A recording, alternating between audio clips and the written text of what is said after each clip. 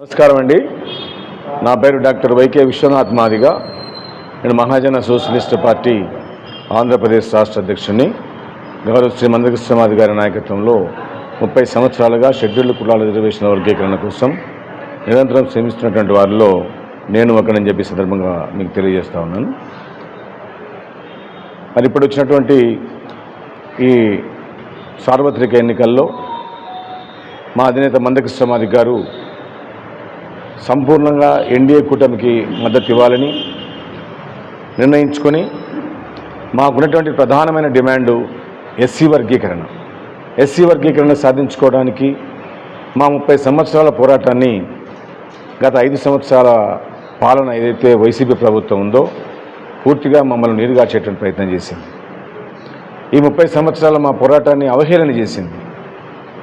వారు నానున్నప్పుడు మాకు అండగా నిలబడ్డాడు. వర్గీకరణ చేస్తానని చెప్పని ఆ రోజు ఉషా మెహ్రా కమిషన్ కూడా వేశారు. ఉషా మెహ్రా కమిషన్ వేసి కేంద్రానికి పంపిన తర్వాత దురదృష్టవశాత్తు వారు చనిపోయిన తర్వాత ఇక దాన్ని పట్టించుకునే పరిస్థితి లేకపోవడం, ఆ తర్వాత వచ్చినటువంటి ఏదైతే భారతీయ జనతా పార్టీ ఉన్నారో ఆనాడు నరేంద్ర మోడీ గారు ఖచ్చితంగా వర్గీకరణ చేస్తామని చెప్పి 2013లో మాకు హామీ ఇవ్వడం, ఆ దరిమిల మాకు ఇప్పటి వరకు కూడా గత సంవత్సరం నవంబర్ 11వ తారీఖున మరి ప్రధానమంత్రి గారే మా సభకు వచ్చి మా అధినేత మందకృష్ణ మాది గారితో కలిసి సభ నిర్వహించి మరి వారు మాకు మాట ఇచ్చారు ఖచ్చితంగా వర్గీకరణ చేస్తామని. ఆ ప్రయత్నంలో భాగంగా సుప్రీంకోర్టులో కూడా మరి విచారణకు రావడం జరిగింది కేసు. మరి విచారణకు వచ్చినప్పుడు ఇక్కడే ఈ ఆంధ్రప్రదేశ్లోనే మరి ఎంఆర్పిఎస్ పుట్టింది. మాకు 10% రిజర్వేషన్లు మాకు ఏబీసీలుగా వర్గీకరించాలని జనాభా దామాష ప్రకారం చేయాలని చెప్పిన మా పోరాటం ఇక్కడే పుట్టింది. కానీ విచారణకు వచ్చిన సందర్భంలో ఈ రాష్ట్ర ముఖ్యమంత్రి గారు కనీసం ఒక లాయర్ని కూడా నియమించలేదు. కానీ అన్ని రాష్ట్రాల్లో ఏ రాష్ట్రాలు అయితే వర్గీకరణ కోరుకుంటున్నాయో ఆ రాష్ట్రాలన్నీ కూడా తమిళనాడు, కర్ణాటక, మహారాష్ట్ర, ఉత్తరప్రదేశ్, పంజాబు ఇలా అన్ని రాష్ట్రాలు కూడా వర్గీకరణ కోరుకునే అన్ని రాష్ట్రాలు కూడా వారు మరి లాయర్లను పెట్టి అడ్వకేట్ జనరల్ని పెట్టి మరి కేసు వాదించినట్టు విషయాన్ని కూడా మీ దృష్టి తీసుకొని వస్తా ఉన్నా. కానీ ఈ రాష్ట్రంలో పుట్టినట్టు ఉమ్మడి రాష్ట్రంలో ఎంఆర్పిఎస్ పుడితే మరి వర్గీకరణ కావాలని డిమాండ్ చేస్తే ఇక్కడున్నటువంటి ముఖ్యమంత్రి గారు కనీసం ఒక లాయర్ని పెట్టకుండా మమ్మల్ని అవమానించాడనే విషయాన్ని కూడా మీ దృష్టి తీసుకొని వస్తూ ఉన్నా. అంటే వారికి చిత్తశుద్ధి లేదు. చిత్తశుద్ధి లేకపోవడం వల్ల కనీసం మా అధినేత మందకృష్ణ మాది గారిని కనీసం ఒక్కసారి కూడా పిలిచి మేము ఎన్నిసార్లు కోరుకున్నా, మా అధినేత ఎన్నిసార్లు ముఖ్యమంత్రి కలవాలని ప్రయత్నం చేసినా కూడా ఒక్కసారి కూడా మరి అపాయింట్మెంట్ ఇవ్వకుండా మా జాతిని అవమానించాడని చెప్పి కూడా ఈ సందర్భంగా తెలియజేస్తా ఉన్నాం. అందుకనే మాకు వర్గీకరణ చేసేటువంటి వారిపైనే వారి దగ్గరనే వారికి అండగా మేము ఉండాలని భావించాం. మా అధినేత కూడా మరి గత నెల 23వ తారీఖున చంద్రబాబు నాయుడు గారిని కలిసి వారు కూడా మమ్మల్ని రమ్మని పిలవడం ద్వారా మేము కూడా వారు వెళ్ళి కలిసాం. మా అధినేత మందకృష్ణ మాది గారు 35 అంశాలతో ఉన్నటువంటి ఒక నివేదికను వారికి సమర్పించారు. ఆ నివేదికలో ప్రధానమైనటువంటిది షెడ్యూల్డ్ కులాల రిజర్వేషన్ల వర్గీకరణ. ఈరోజు సుప్రీంకోర్టులో అది ఏ విధమైన తీర్పు వచ్చినా మాకు అనుకూలంగా తీర్పు వస్తే ఖచ్చితంగా దాన్ని ఆంధ్రప్రదేశ్లో అమలు చేసే విధంగా నిర్ణయం తీసుకోవాలనేది మొదటిది. రెండవది, ఏ విధంగా మాకు వ్యతిరేకమైనది వస్తే దానికి సంబంధించి పార్లమెంట్లో ఏ విధంగా చేయాలనే దానిపైన మీ సహకారం కావాలని చెప్పనేది రెండో విధంగా. మేము అదేవిధంగా మా జాతి అంతా కూడా షెడ్యూల్డ్ కులాల్లో ఉన్నటువంటి అన్ని కులాలు అభివృద్ధి చెందుతూనే మా మాదిగ జాతికి సంబంధించిన మా మాది కులానికి సంబంధించినటువంటి వారు కూడా విద్య, ఉద్యోగ, ఆర్థిక, రాజకీయ రంగాలలో సమగ్ర అభివృద్ధిని సాధించాలనేటువంటి అంశాలపైన 35 డిమాండ్లను వారి దృష్టికి తీసుకురావడం జరిగింది. వారు ఖచ్చితంగా చేస్తారని చెప్పారు. గతంలో మాకు ఎప్పుడు కూడా ఈ రాజకీయ ప్రాధాన్యత లేదు. ఎప్పుడైతే ఎన్టీ రామారావు గారు తెలుగుదేశం పార్టీ పెట్టిన తర్వాత మాకు రాజకీయ ప్రాధాన్యత పెరిగింది. వారు వచ్చిన తర్వాతనే మా బాధలను, మా కష్టాలను, మా ఆత్మగౌరవాన్ని, మా సామాజిక నేపథ్యాన్ని వారు గుర్తించి మాకు రాజకీయ అవకాశాలు ఇవ్వడం జరిగింది. అందులో చాలామంది ఆ రోజు మరి 1982 సంవత్సరంలోనే మరి చాలామంది మా వాళ్ళందరూ కూడా రాజకీయాలకు రావడం, ఆ తర్వాత పట్నం సుబ్బయ్య లాంటి వాళ్ళు ఇలాంటి వాళ్ళందరూ కూడా ఆ రోజుల్లో మరి రావడం జరిగింది. అంటే ఒక రకంగా మాకు రాజకీయ ప్రాతినిధ్యాన్ని ఇచ్చినటువంటి తెలుగుదేశం పార్టీ కాబట్టి తెలుగుదేశం పార్టీకి మనం అండగా ఉండాలని కూడా మేము తీర్మానించుకున్నాం. అదే సందర్భంలో మా పోరాటాన్ని గుర్తించినటువంటి ఆనాటి ముఖ్యమంత్రి 1997 సంవత్సరంలో మా అధినేత మందకృష్ణ మాదిగ గారు పాదయాత్ర చేస్తే మరి ఆ పాదయాత్రను గుర్తించినటువంటి ఆనాటి గౌరవ ముఖ్యమంత్రి నారా చంద్రబాబు నాయుడు గారు మరి 1999 సంవత్సరంలో చట్టం చేసి దాన్ని 2000 అమల్లోకి తీసుకుని వస్తే మరి ఏదైతే ఏబిసిడి వర్గీకరణ చేసి మాదిగలకు రావాల్సినటువంటి వాటా జనాభా దామాషా ప్రకారం మాకు 7% ఇవ్వడం జరిగింది. దాని ద్వారా మేము 22,500 ఉద్యోగాలు మేము సాధించుకోవడం జరిగింది. అంటే అదేవిధంగా విద్యా అవకాశాల్లో కూడా డాక్టర్లు కావచ్చు, లాయర్లు కావచ్చు, తగినటువంటి ఇంజనీరింగ్ కావచ్చు, అన్నింటిలో కూడా మాకు రావాల్సినటువంటి మరి అడకేట్ రిప్రజెంటేషన్ అనేది మాకు రావడం జరిగింది. అంటే వర్గీకరణ జరిగితే మాకు ఏ విధమైనటువంటి ప్రాధాన్యత ఉంటుందో, ఏ విధంగా మా జాతులు అభివృద్ధి చెందుతాయనేది చంద్రబాబు నాయుడు గారు చేసి చూపించారు. కాబట్టి ఆ రకంగా ఆనాడు మాకు మరి మద్దతుగా నిలిచారు. మా అభివృద్ధిగా వాళ్ళు ఆ రోజు చంద్రబాబు నాయుడు గారు మరి ప్రయత్నం చేశారని చెప్పి కూడా ఈ సందర్భంగా తెలియజేస్తా ఉన్నాం. కాబట్టి ఆ రోజు మాకు అండగా నిలిచారు. అండగా నిలవడమే కాదు, వర్గీకరణ చేశారు. వర్గీకరణ చేసి మా జాతి పక్షాన నిలబడి మా విద్యా ఉద్యోగ సామాజిక అభివృద్ధికి వారందరూ కూడా మరి కృషి చేశారనే విషయాన్ని కూడా మీ దృష్టి తీసుకుని వస్తూ ఉన్నాం. మరి ఎవరు కూడా ఏ రాజకీయ పార్టీ కూడా మమ్మల్ని ఒక రకంగా కాంగ్రెస్ పార్టీ మోసం చేసింది. ఈరోజు మరి భారతీయ జనతా పార్టీ నేతృత్వంలో మరి కేంద్ర ప్రభుత్వం ఉన్నటువంటి పెద్దలు గౌరవనీయులు మరి ప్రధానమంత్రి నరేంద్ర మోడీ గారు కూడా ఖచ్చితంగా వర్గీకరణకు కట్టుబడి ఉన్నారని చెప్పి వారు చెప్పడం జరిగింది.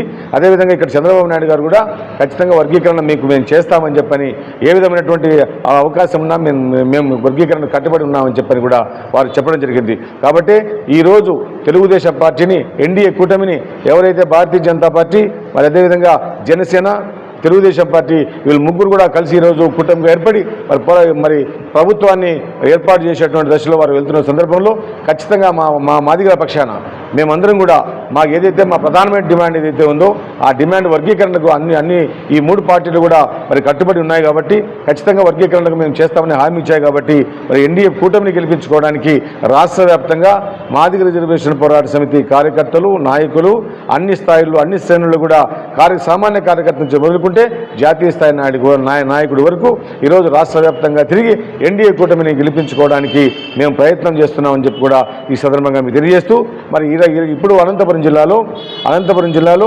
ప్రధానంగా ఈరోజు నిన్న కళ్యాణదుర్గం అయిపోయింది, ఈరోజు రాయదుర్గం వచ్చాం. మరి రాయదుర్గంలో మా సోదరుడు, మాకు అన్నలాంటి వాడు, మాకు అన్ని విధాలుగా అండగా ఉన్నటువంటి మా పెద్దన్న మరి కాలువ శ్రీనివాసులు గారిని కూడా ఇక్కడ గెలిపించుకోవాల్సినటువంటి బాధ్యత మా పైన ఉన్నది. కాబట్టి మా మాదిగ ప్రజలకు విజ్ఞప్తి చేస్తూ ఉన్నాం, ఖచ్చితంగా మనం కాలువ శ్రీనివాసులు గారిని గెలిపించుకొని అసెంబ్లీకి పంపిస్తే మన పేద వర్గాల పక్షాన, అన్నగారిన వర్గాల పక్షాన, బడుగు బలహీన వర్గాల పక్షాన ఖచ్చితంగా వారు గొంతుగా వినిపిస్తారు, మన సమస్యలు పరిష్కారం చేయడానికి ప్రయత్నం చేస్తారు. అదేవిధంగా వారికి కూడా ఆ నేపథ్యం ఉంది. కాబట్టి కాళా శ్రీనివాసులు గారికి కూడా ఆ నేపథ్యం ఉంది. వారు కూడా జర్నలిస్ట్ నుంచి వారు ఈరోజు రాజకీయ స్థాయికి ఎదిగారు. కాబట్టి వారికి మన సమస్యల పట్ల సంపూర్ణమైనటువంటి అవగాహన ఉందని చెప్పి కూడా మా ప్రజలకు నేను తెలియజేస్తా ఉన్నా. అదే సందర్భంలో మరి ఈ అనంతపురం పార్లమెంటు నియోజకవర్గానికి పోటీ చేస్తున్నటువంటి అంబికా లక్ష్మీనారాయణ గారు, వారిని కూడా మరి ఖచ్చితంగా గెలిపించుకోవాల్సినటువంటి బాధ్యత మా పైన ఉన్నది. ఈ 7 నియోజకవర్గాల్లో మరి పల్లె తిరుగుతాం, ఇల్లు తిరుగుతాం, మా మాదిగా ప్రజలందరూ కూడా చైతన్యం చేస్తాం. ఎవరు మనవారు, ఎవరు తనవారు, ఎవరు మనల్ని ఆదరిస్తూ ఉన్నారు, ఎవరు మన హక్కుల కోసం మరి మన కోసం శ్రమిస్తూ ఉన్నారు, వారి పక్షాన మనం నిలవాల్సినటువంటి అవసరం ఉందని చెప్పి కూడా మా ప్రజలను చైతన్యపరుస్తాం. ఓటు చైతన్యం తీసుకుని వచ్చి ఇదిగో కృష్ణమాదిగ గారు 2 సంవత్సరాలుగా మన జాతి కోసం 30 సంవత్సరాలుగా పోరాటం చేశారు. వర్గీకరణ సాధించుకోవడానికి ఈ ప్రయత్నంలో ఈరోజు మన చంద్రబాబు నాయుడు గారు మనకు అండగా ఉన్నారు. కాబట్టి మనం చంద్రబాబు నాయుడు గెలిపించుకోవాలి. మన పిల్లలకు బంగారు భవిష్యత్తు కావాలంటే, మన పిల్లలకు 100 సంవత్సరాలు 1000 సంవత్సరాలు మరి మన ప్రజలు అభివృద్ధి చెందాలంటే, మనమందరూ కూడా సమాజంలో అంతర్భాగం కావాలంటే ఖచ్చితంగా మనం తెలుగుదేశం పార్టీకి ఓటు వేయించి అత్యధిక మెజారిటీతో గెలిపించుకోవాల్సిన బాధ్యత మనకు ఉందని చెప్పి మనమందరం కూడా తెలియజేయాల్సిన అవసరం ఉందని చెప్పి కూడా మా ప్రజలకు మేము విజ్ఞప్తి చేస్తా ఉన్నాం. ఈ సందర్భంలో 1-2 ముక్కలు మాత్రం మీకు మాట్లాడతా. ఈరోజు నేను ఒకటి చెప్తా ఉన్నా, ఈరోజు ఏదైతే మరి వైసీపీ ప్రభుత్వం ఉందో జగన్మోహన్ రెడ్డి గారికి, ఆ ప్రభుత్వానికి మేము విజ్ఞప్తి చేస్తా ఉన్నాం. మీరు దయచేసి మీరు ఆలోచన చేయాలని చెప్పి మేము కోరుతా ఉన్నాం. మరి ఏదైతే మా సంక్షేమం కోసం 27 పథకాలు మా సంక్షేమం కోసం గత ప్రభుత్వాలు 75 సంవత్సరాలుగా మరి పథకాలు కొనసాగిస్తే మరి జగన్మోహన్ రెడ్డి గారు వచ్చిన తర్వాత 27 పథకాలు రద్దు చేయడం అనేది నిజంగా మమ్మల్ని నడి రోడ్లో పెట్టి మరి భిక్షమెత్తుకోవడం చెప్పే విధంగా ఉందని చెప్పని కూడా మేము తెలియజేస్తా ఉన్నాం. అందులో ప్రధానమైనటువంటిది ఏంటంటే మాకు ప్రధానమైనటువంటి విద్య. ఈరోజు బెస్ట్ అవైలబుల్ స్కూల్స్ లేవు. మరి అదేవిధంగా అంబేద్కర్ విదేశీ విద్య అనేటువంటి పథకాన్ని కూడా మరి జగనన్న విదేశీ విద్య అనే పథకం పెట్టుకోవడం, ముందు రద్దు చేయడం, మళ్ళీ దానికి పథకం పెట్టుకోవడం అనేది నిజంగా చాలా హాస్యాస్పదంగా ఉంది. మరి జగన్మోహన్ రెడ్డి గారు ఏ విధంగా వారు ఊహించుకున్నారో తెలియదు. కానీ మరి అంబేద్కర్ అంటే తను గొప్పవాళ్ళనుకుంటున్నాడా, లేకపోతే అంబేద్కర్ అంతా జ్ఞాన సంపన్నుడు అనుకుంటున్నాడు మాకు తెలియదు. కానీ అంత జ్ఞాన సంపన్నుడు అయితే అంబేద్కర్ ప్రపంచ దేశాలను కూడా కొనియాడితే, ప్రపంచ దేశాలను కూడా అంబేద్కర్ ప్రపంచ మేధావని చెప్తా ఉంటే, మరి జగన్మోహన్ రెడ్డి గారు మరి ఆయన దృష్టిలో అంబేద్కర్ ఎట్లా కనపడో తెలియదు. కానీ ఈరోజు అంబేద్కర్ పేరు చేసి జగనన్న విదేశీ విద్యను పెట్టుకోవడం అనేది సిగ్గుచేటని చెప్పి కూడా మేము ఈ సందర్భంగా తెలియజేస్తా ఉన్నాం. ఈ రకంగా మరి గతంలో చంద్రబాబు నాయుడు గారు వచ్చినప్పుడు 2 ఎకరాలు ప్రతి కుటుంబానికి 2 ఎకరాలు భూమి ఇచ్చే విధంగా, పేద వర్గాలకు 2 ఎకరాలు భూమి ఇచ్చే విధంగా మరి భూమి కొనుగోలు పథకం తీసుకొని వచ్చారు. భూమి కొనుగోలు పథకం అనేది 15 లక్షల రూపాయలు పెట్టి కూడా మరి పేద వర్గాలకు, మరి దళితులకు భూమి కొనిచ్చే పరిస్థితి ఉంది. ఈరోజు చాలామంది మరి పల్లెల్లో ఉన్నటువంటి వాళ్ళు, చదువులేనటువంటి వాళ్ళు, మరి వ్యవసాయం మీద ఆధారపడినటువంటి వాళ్ళు, వ్యవసాయ కూలీగా ఉన్నటువంటి వాళ్ళు, వారందరికీ కూడా కనీసం ఒక 2 ఎకరాల భూమి ఉంటే వాళ్ళ కుటుంబాన్ని మరి పోషించుకునే అవకాశం ఉంటుంది.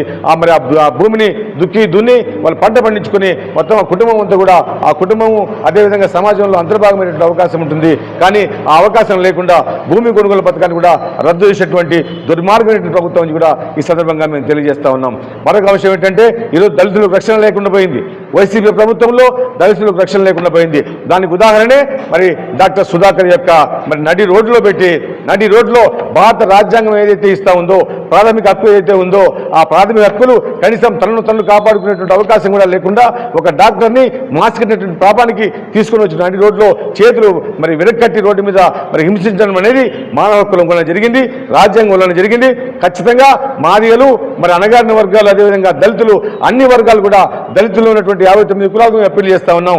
ఇదే విధంగా మనం కొనసాగితే ఈ రాష్ట్రంలో, ఈ దేశంలో మనకు మనుగడ లేకుండా పోతుంది. కాబట్టి మన హక్కులు మనం కాపాడుకోవాల్సిన అవసరం ఉంది. అదేవిధంగా మరి డ్రైవరు ఎవరైతే సుబ్రహ్మణ్యం ఉన్నారో మరి అతన్ని కూడా డోర్ డెలివరీ చేసినట్టు చంపి డోర్ డెలివరీ చేసినట్టు విషయాన్ని కూడా మీరు దృష్టి తీసుకొని వస్తా ఉన్నా. అనంతబాబు అనేటువంటి ఒక మరి అరాచకమైనటువంటి వ్యక్తి మరి ఒక డ్రైవర్ని తీసుకొని డోర్ డెలివరీ చేసి ఈరోజు ఆ కుటుంబానికి ఆయన భార్యకే ఈరోజు ఎమ్మెల్యే టికెట్ వచ్చేటువంటి పరిస్థితి వచ్చిందంటే మరి వైసీపీ ప్రభుత్వం ఎవరిని ఎంకరేజ్ చేస్తూ ఉంది, మరి ఎవరి పక్షాన్ని నిలబడింది అంటే అన్యాయం చేసే వాళ్ళ పక్షాన ఉందా, న్యాయం కోసం పోరాటం చేసే వాళ్ళ పక్షాన ఉందా? దయచేసి అర్థం చేసుకోవాల్సిందిగా విజ్ఞప్తి చేస్తా ఉన్నాం. ఈ సందర్భంలో ఈ జిల్లాలో ఉన్నటువంటి నా మాదిగ ప్రజలకు నేను విజ్ఞప్తి చేస్తా ఉన్నా, మీకు నేను చేతులెత్తి నమస్కారం చేస్తా ఉన్నా. దయచేసి గుర్తుపెట్టుకోండి, మనకు అండగాల్సినటువంటి వాళ్ళకి మనం అండగా ఉందాం.